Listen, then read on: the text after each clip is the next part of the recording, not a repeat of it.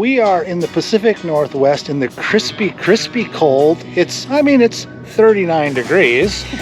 It's a lot. It's sunny. But it's sunny. It's gorgeous. A lot. And it's a lot warmer than it was last night, which was about 27. Oh my gosh. Yikes. Anyway, my hands are doing okay. Yeah. I don't need mittens. I don't need mittens or anything. I do. We are at my mother's and her husband's house. We asked them actually if we could feature one of their toys. This seems to be the theme of the holiday season. Yep. It seems to make sense. Holiday season and toys. And this is a really, really special one. Award-winning toy. That's true. That we should mention. It's And gorgeous. Just you wait. Check it out.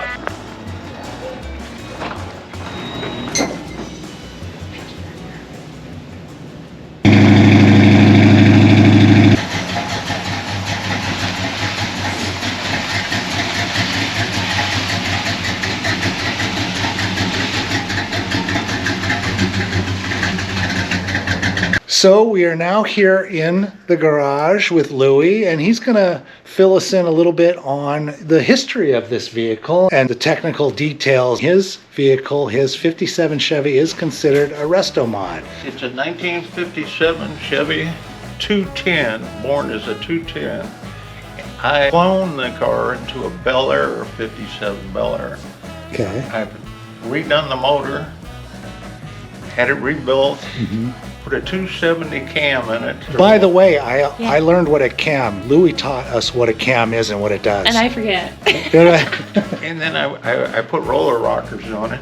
Okay. So it's got roller rockers under the valve cover. And this is all a part of the modification Yes, part of yeah. the vehicle. Yeah. You've had it for how long? 15 years. All the bumpers, every chrome on it, I re-chromed. Okay. Except for the leaf springs. The leaf springs are chrome, but the previous owner chromed the leaf spring. Okay. And the dash, she had that chrome. Okay. The only thing I did was take it to the body shop, take everything off of it, and sand it down to the bare metal and repaint it. Okay. The paint was actually by mistake. Okay. It's called banana yellow. That's the original color. But the original paint is underneath the hood. Which is a light pale yellow. And this is a bright banana yellow. It's got green tint in it. That's why it stands out like it is. And then I got 2 or 3 coats of clear coat on top of that. Okay. Does that just shine it up more? Yeah, that brings out the color. Cool, cool. Okay, this is when I have to like cut in here. I don't know. We don't know a whole lot about engines. So some of this stuff starts to get into like foreign areas where I'm like, huh? But I trust Louie because, he's been working on cars a really long time. I think he's been working on them since he was a child, if I remember right. I was. What are the different cars that you've had over the years? 55 Bel Air hardtops, red and white, which I totaled, of course. Oh no! I've had those are the young wild days. Yeah, so I had a 59 El Camino white 348 motor on it, and I totaled that one out running off the road. Oh man! Driving for speed. A 69 Camaro. Okay. Was my favorite. RS 4-speed. I think I had the 307 motor in it. I went through at least a dozen transmissions. I could change them in the dark. You would go to the garage and get a transmission for like $5-10 or something? No, back then you could get them for 10 or 15 bucks. I've had a 69 Roadrunner, which I put a Roadrunner horn on this. 79 Trans Am that I ordered from Germany. Ooh. So when I hit the States, I wanted the T-top because, Oh. I watched Smokey. We love the T-top. So I Yeah, wanted of the course. T-top. And Wait, didn't that also When was have? that? Like what year was that? it was 79, but Smokey and the Bandits was a 78, I believe it was. Okay. Was that the 5.5 or 6.0 liter? What was it? Yeah, no, they had, what motor was it? 6.6, yeah. 6.6 liter. Had some. Yeah, later. Yeah. In other words, for back in the Yeah. day, it not only looked cool, it had some get up and go. Yeah. Power.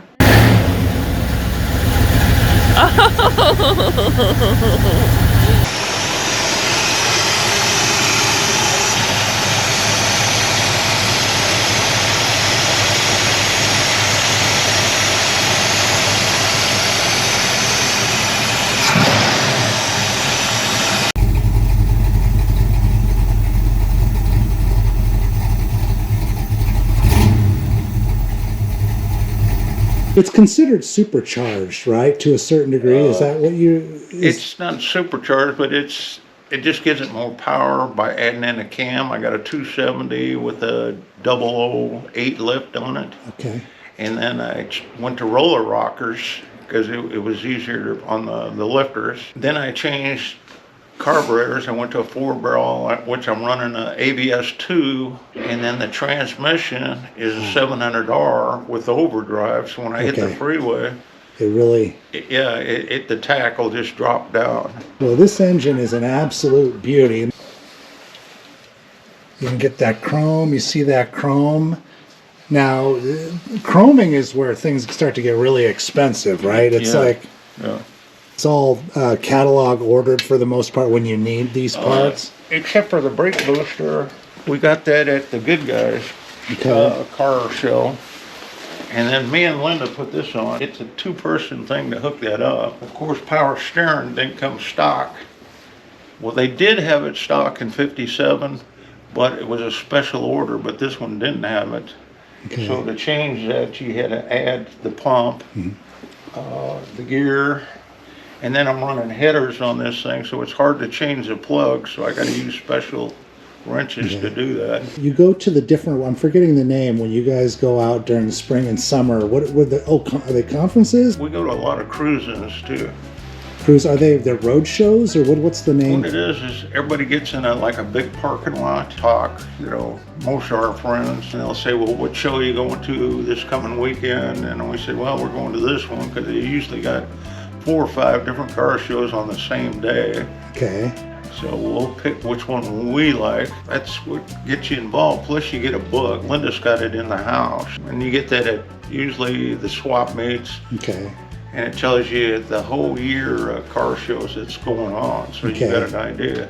And then you get flyers they throw on your seat. And then once you got a flyer in there, other people that are putting car shows on in the future will just see it in there and automatically throw it on top of it. How many car shows do you try to hit per season? Every Saturday. Oh, nice.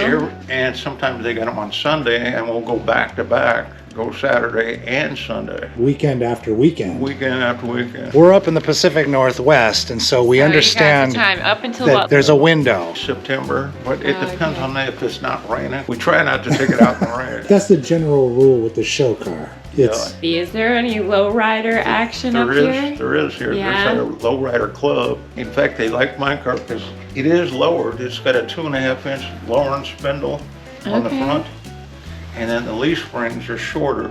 Oh. That's what's bringing it down. To get that back tire off, you got to jack the whole body up, turn it sideways just to get the tire off. On that. Yeah, slick. And them are brand new. I just put them on this. Ooh. Smoking the tires. Oh, yeah. But I try not to do that. You're saying like the lowrider drivers, they appreciate your bent because we've taken it to a lowrider, and that was this trophy was the first trophy. These are homemade trophies out at Ruston Way. You know where Ruston Way is. Yeah. And that's the name of their club, Rival Rama. Okay. And it was at Taco Street, they call that. It's like a steampunk trophy. And this was in 2022 when we got this one. Piston, but not out of a car. Yeah, I love that so much. That is such a cool trophy. Yeah. The homemade trophies are actually better. Like that one's homemade, and that one up there. And there's the timing chain that came off of this car. And remember on that show, the guy did without the chain, and he put the middle gear in there. So what that does is make a winding noise, but I don't like that sound of that winding when it's always there. Okay. And it's just not, that's a preference thing, depending on how you... Yeah, a lot of people like the sound, but I just never did.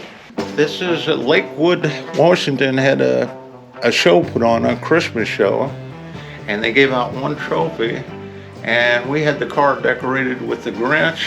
We had the dog, the little girl hanging out the window with Christmas lights all the way the length of the car. And I told Linda, I said, this is your trophy because you made, that's what they liked, that Grinch. Yeah. And we had the back window rolled down.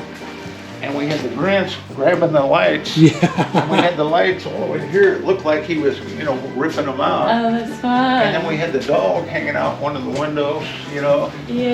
And then the little girl, we had the girl, she had it all dressed up to look like the girl on the show. Cindy Lou Who. Yeah, that was pretty fun.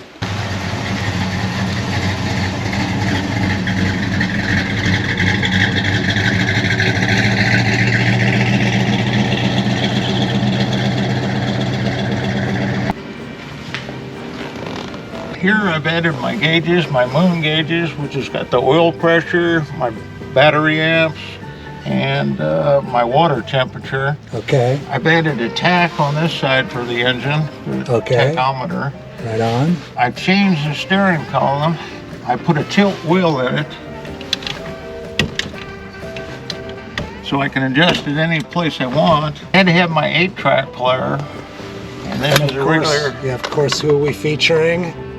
Of course.